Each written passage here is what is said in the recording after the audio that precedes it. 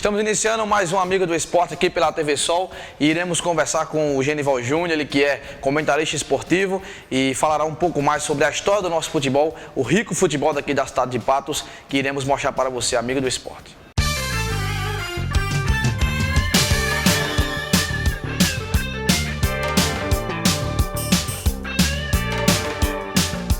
No programa de hoje iremos abordar o futebol de Patos e o futebol em geral.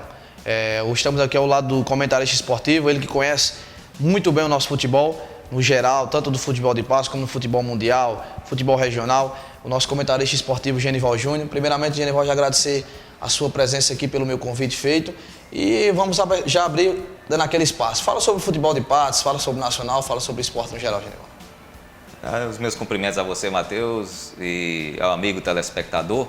É um prazer estar aqui e dizer que o futebol de Patos já tem mais de 60 anos de história, mais de 50 anos para o outro clube, no caso o Nacional, que tem o seu histórico desde 1961, o Sport tem o seu histórico iniciado desde o ano de 1952 e temos, através desses anos, essas décadas, alimentado a emoção de muitos corações da torcida nacionalina, da torcida do esporte, que tem participado juntamente com os clubes, tem sido o alicerce maior das nossas equipes nos campeonatos paraibanos. E foi um momento em que, quando iniciamos a trajetória do futebol de Patos no cenário esportivo histórico da Paraíba, Patos realizou realmente grandes competições, grandes jogos, e as nossas equipes trabalhavam formando a base de seus jogadores, como era inclusive a política de formação de atletas do mercado da bola, isso em todo o futebol brasileiro. Hoje enfrentamos dificuldade e a formação no trabalho de base, ela tem sido deficitária, não só aqui, mas também nos grandes centros, nas grandes equipes, mas a gente vem lutando contra algumas dificuldades e o futebol de Patos tentando permanecer vivo através do Nacional e do Esporte. O Nacional, como você bem abordou, é mais novo do que o Esporte. O Esporte é da década de 50, nós estamos da década de 60. Inclusive, em dezembro, foi até o aniversário nacional, que teve aquela inauguração da sede também, que Alto se presenciou com essa sede. Mas o mesmo Esporte sendo mais velho, o Nacional tem um título que o Esporte não tem, de campeão paraibano, não é isso, Animal? O título veio em 2007, o Nacional já tinha tido 4 vice-campeonatos, um deles em 78, aí depois veio o vice-campeonato de 89, de 90 e de 91. O ano de 90 foi quando o Nacional e o Sport, juntamente com Botafogo e Alto Esporte, disputaram a fase final do Campeonato Paraibano. Então isso significa dizer o quê? Que naquele ano 13 campinenses, as duas equipes de Campina Grande, que são muito tradicionais no futebol da Paraíba, ficaram de fora da reta final. Então o futebol de Patos estava em alta, o futebol de João Pessoa também, o Alto Esporte foi o campeão. O Botafogo, que é a equipe que tem mais títulos no futebol da Paraíba, naquele ano não conquistou uma posição maior do que um 4º lugar no campeonato. Então o Nacional fez uma campanha digna, o Sport também. O Sport ficou em 3º lugar, o Nacional foi o vice, foi a melhor atuação e o melhor resultado do Sport dentro da história dele nos campeonatos paraibanos. Exceto a 2ª divisão, quando já conquistou 3 títulos, inclusive desse ano, com toda essa polêmica que a gente já sabe que vem acontecendo. Mas se você levar em consideração a performance e a retrospectiva do futebol de Patos, os anos 80 a gente pode considerar como uma década de ouro para o Nacional, pelos craques que tínhamos, jogadores como o Clóvis, como o Carlão, o Nel, o Roberto Michele, jogadores também como o Menon, o Bero, que também abrilhantaram aqui, todos eles nos campos de Patos e da Paraíba, em todos os lugares que passava. A gente sabe que o Nacional teve esse período com melhores resultados sequenciados, até chegar o período de 2005, 2006, 2007, que foi uma trajetória de 3 anos consecutivos em que o Nacional conseguiu brilhar, chegar entre os 4 primeiros, até o ano de 2007, que foi o ano do título, e o que o Nacional se classificou para representar bem a Paraíba e Patos no cenário nacional. Você bem falou, aqui em Patos teve grandes craques, né? Como o Menon, como o Clóvis, como o Bero. Inclusive o Clóvis, que é pai do Delano, que também atuou e também teve seu destaque paraibano. Então, o que isso quer dizer que dá para se fazer futebol em Patos? dá para se fazer em Patos, como dá para se fazer em todo lugar. A questão é saber trabalhar. Nós precisamos de ter profissionais aqui em Patos, como também tínhamos no cenário nacional. A gente tinha, na década de 80, uma equipe como o Flamengo, que foi campeão do mundo, que tinha uma boa parte do seu time formado na base. O Zico foi formado no Flamengo. Então o Clóvis foi formado pelo Nacional, que era o craque da nossa década e da nossa geração. Quando eu ia para o estádio ver o Clóvis jogar no cenário nacional, aparecia e o torcedor assistia os jogos pela TV para ver Zico e Roberto Dinamite também jogar. Então, jogadores que foram feitos no Flamengo, foram feitos no Vasco, o Corinthians, que teve a oportunidade de trabalhar com o Sócrates. Então, o cenário nacional, guardadas as proporções, você tem os grandes clubes formando os talentos do futebol brasileiro e exportando para o Brasil, enquanto você tinha também os clubes menores formando jogadores na base e brilhando também em qualquer campeonato que se tenha. A gente fala também do nosso futebol mundial, diversas confusões que tem, essa questão de corrupção, essa política que existe no futebol. Então, se às vezes dá para pensar, mesmo que tenha aquela emoção de cada vez que entra no jogo, entra numa competição, se aquela emoção diferente, mas de certa forma não, no torcedor gera aquela desconfiança, estou botando meu dinheiro, será que esse jogo está sendo comprado? Gera essa preocupação no torcedor? Eu acho que sim, Matheus, porque o torcedor hoje pergunta para onde está indo meu dinheiro. Do jeito que o cidadão pergunta para onde está indo o dinheiro dos impostos dele, quando contribui para a prefeitura, para o estado, para o município, e que não tem a confiança que o benefício social vai retornar. Então você às vezes emprega o dinheiro num clube, num evento, num jogo do clube, na camisa ou em qualquer objeto de valor do clube, e você não sabe se aquele recurso adquirido vai para o bolso do dirigente ou se vai retornar com boas contratações, em sede social, em benefícios para o clube. Mas a paixão do futebol ela é muito acesa, é intensa demais. A gente vê no campeonato, quando qualquer clube vence 2, 3, 4 partidas consecutivas, o torcedor já fica com os olhos brilhando de emoção a ponto de entender que ele vai brigar pelo título, quando às vezes é uma mera ilusão. O Flamengo ano passado venceu 6 partidas seguidas no campeonato, entrou no G4, mas foi uma rodada só. Mas depois disso caiu fora e não mais teve a oportunidade de figurar entre as primeiras colocações. E a gente vê que quando você tem a oportunidade de fazer um bom trabalho, esse trabalho dá resultado, o torcedor acredita nele, senão a coisa desanda. Ainda no mesmo tema, no tema mais aqui presente no nosso futebol paraibano, essa segunda divisão foi recheada de confusões, jogadores irregulares. Houve a parcela de culpa dos clubes, mas acredito que uma parcela grande também foi da Federação Paraibana, que inclusive um time do vice-presidente estava irregular. Então, se em casa está fazendo errado, onde poderia se dar exemplo, está fazendo errado, fica um negócio meio estranho, né, Genival? Todo exemplo começa em casa. E a gente falar da Federação Paraibana de Futebol, nas últimas décadas, você procurar de onde nós podemos começar a falar de bem. Eu, sinceramente, vejo a Federação Paraibana de Futebol como uma das entidades menos acreditadas do esporte brasileiro, de uma forma geral.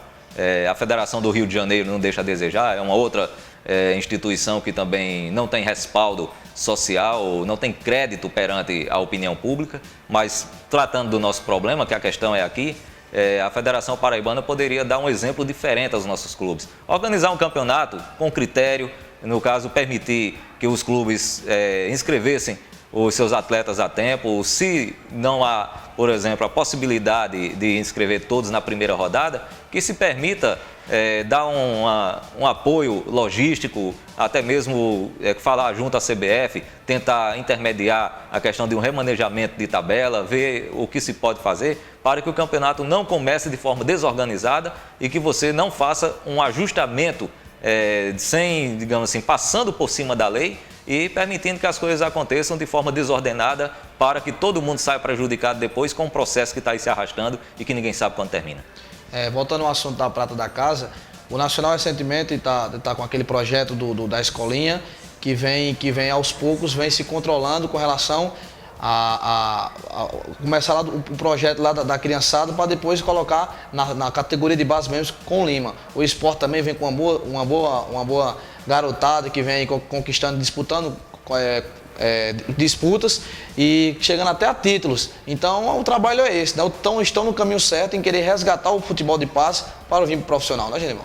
Tem que resgatar, Matheus, porque se você formava no passado e dava resultado, você conseguia formar boas equipes, conseguia baratear os custos. Hoje o mercado é muito caro para você contratar atletas, é muito caro para você conseguir formar uma grande equipe, através de ajuda financeira que você dificilmente encontra no comércio, na indústria, até porque estamos numa região que ainda está sacrificada financeiramente. Então, se você tem essa dificuldade, para sair um pouco da dificuldade, é tentar baratear o caminho, é fazer a coisa se tornar mais fácil, é você formar o jogador na prata da casa, até porque mais à frente você poderá ter um retorno nele através da questão da projeção desse atleta para um clube maior, para um centro maior, até porque talento nós vamos encontrar. E se o trabalho é bem feito, o resultado vai aparecer, porque se apareceu no passado, vai aparecer hoje. Os recursos são bem maiores, bem melhores, e eu não tenho dúvida que Nacional e Sport estão no caminho certo se retomar o trabalho dessa maneira. A dificuldade pelo sentido daqui do futebol de Patos ter essa dificuldade financeira até que é o maior no futebol, tem que ter o dinheiro para investir, mas o Nacional, a gente vai falar até com gosto, já chegou a jogar no Maracanã, já chegou até equipes de grande expressão aqui na cidade de Patos, como o Internacional, então o próprio Vasco. Então o Nacional foi assistido por todo o Brasil, aqui em Patos também. Isso é muito bom, né? É um pouco da nossa vaidade histórica. O Nacional jogou aqui contra o Flamengo no dia 16, melhor dizendo, de junho do ano de 1986, a época que se realizava ainda a Copa do México. O Flamengo veio com o Jorginho, veio com o Leonardo, o Zinho, o Aldair, jogadores que foram tetracampeões pela seleção brasileira em 94. O Zico estava no time do Flamengo, no elenco, mas não no time que veio a Patos, porque estava com a seleção brasileira no México. O placar do jogo foi 4-1, o Nacional saiu na frente, o gol marcado por Menon. O Vasco veio na mesma década dos anos 80 jogar contra o Nacional, jogar também contra o Sport. Teve também a participação do Fluminense, que venceu o Nacional por 4-1 aqui na cidade de Patos nos anos 80. O Botafogo tinha vindo em 78 jogar contra o Nacional aqui em Patos. Todos esses jogos no José Cavalcante. O Sport enfrentou o Vasco no ano de 95.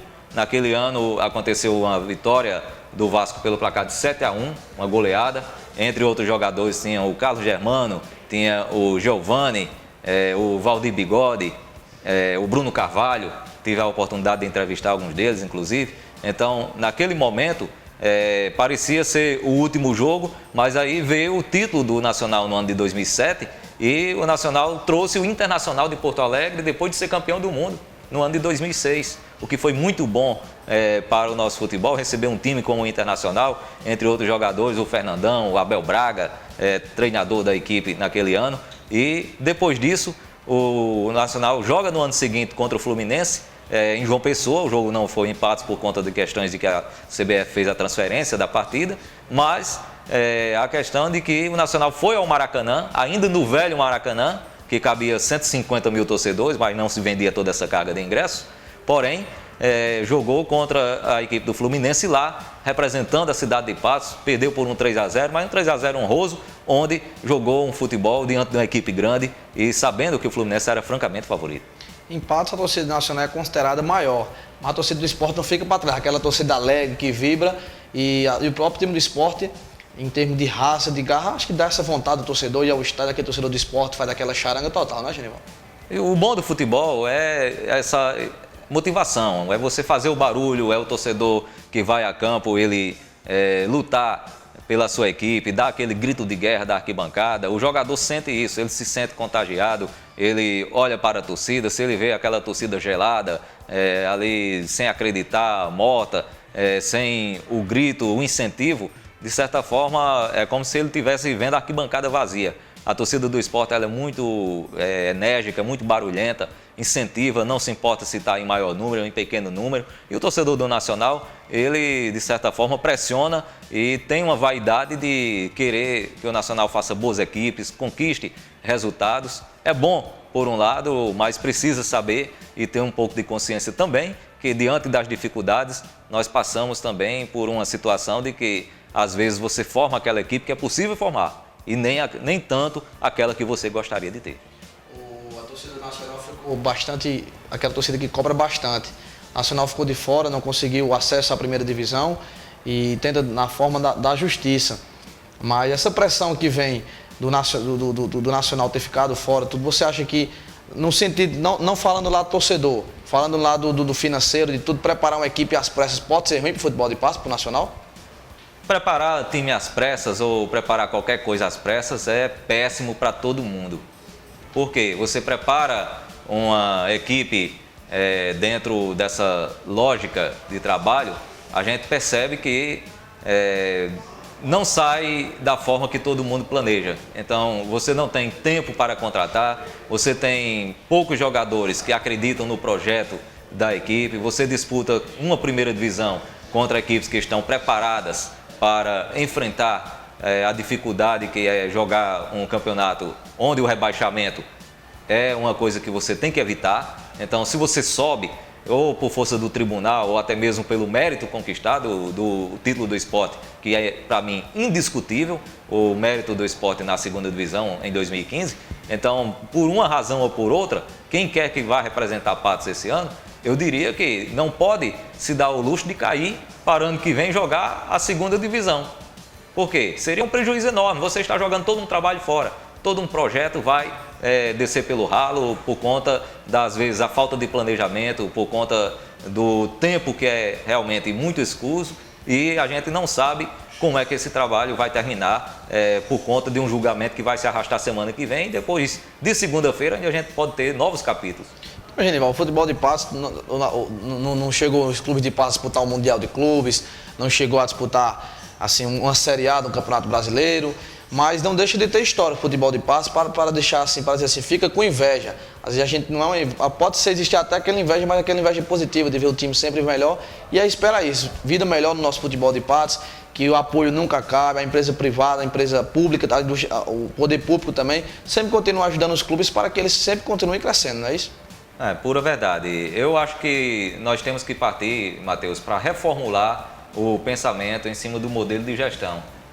Não estou aqui colocando culpa em ninguém, criticando dirigente nenhum. Eu sei que todo mundo fez os seus esforços da medida que podia e sabia.